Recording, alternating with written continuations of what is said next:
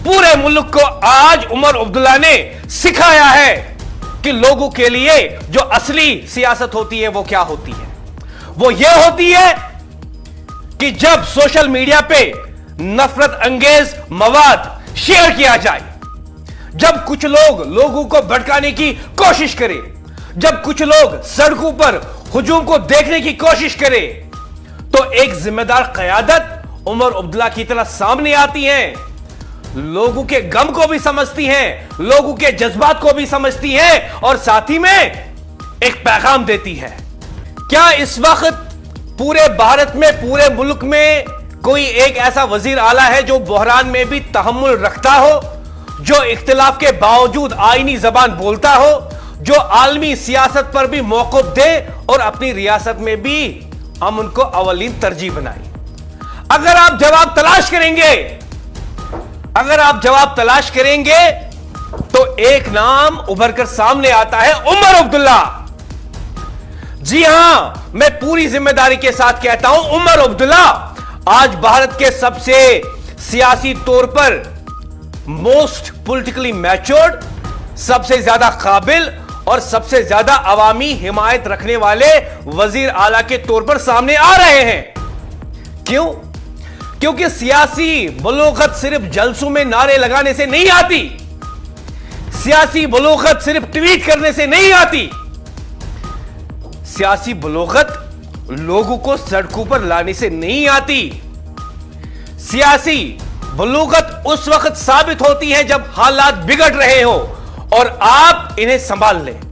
जब आलमी सतह पर कशीदगी हो, जज्बात भड़क रहे हो, सोशल मीडिया इश्तियाल से बढ़ गया हो, तब अगर कोई रहनुमा खड़ा होकर कहता है कि जज्बात पर काबू रखे, कानून को हाथ में ना ले, अमन बरकरार रखे, तो यह कमजोरी नहीं, यह क़यादत है। यह क़यादत है, वो क़यादत जो उमर अब्दुल्ला बखूबी निभा रहे हैं। और the youngest chief minister in India, पूरे मुल्क को आज उमर अब्दुल्ला ने सिखाया है कि लोगों के लिए जो असली सियासत होती है वो क्या होती है। वो ये होती है कि जब सोशल मीडिया पे नफरत अंगेज मवाद शेयर किया जाए, जब कुछ लोग लोगों को भड़काने की कोशिश करें, जब कुछ लोग सड़कों पर हुजूम को देखने की कोशिश करें, तो एक जिम्मेदार क़यादत उमर अब्दुल्ला की तरह सामने आती है, लोगों के गम को भी समझती हैं, लोगों के जज्बात को भी समझती हैं और साथ ही में एक पैगाम देती है। आज के प्रोग्राम में पैगाम यह था कि जो लोग अच्छा काम करेंगे, जिस तरीके से उमर अब्दुल्ला की सरकार कर रही है और जिस तरीके से आज उमर अब्दुल्ला ने तमाम पहलुओं पर उन्होंने सिर्फ एकतरफा सियासत नहीं की, एकतरफा बयानबाजी नहीं की, बल्कि एक जिम्मेदार सियासी लीडर, एक जिम्मेदार वजीर आला और एक पार्टी के नायब सदर होने की हैसियत से उन्होंने लोगों के सामने हक़ाइक़ रखे। उन्होंने ख़ामनाई के कत्ल होने पर भी मज़म्मत की। उन्होंने इसराइल और अमेरिका की तरफ से ईरान पर हुए हमले की भी मज़म्मत की और ईरान की तरफ से दूसरे मुसलमान ममालिक पर किए जाने वाले हमले की भी मज़म्मत की। और उन्होंने साथ ही में ये भी कहा कि जंग किसी मसले का हल नहीं,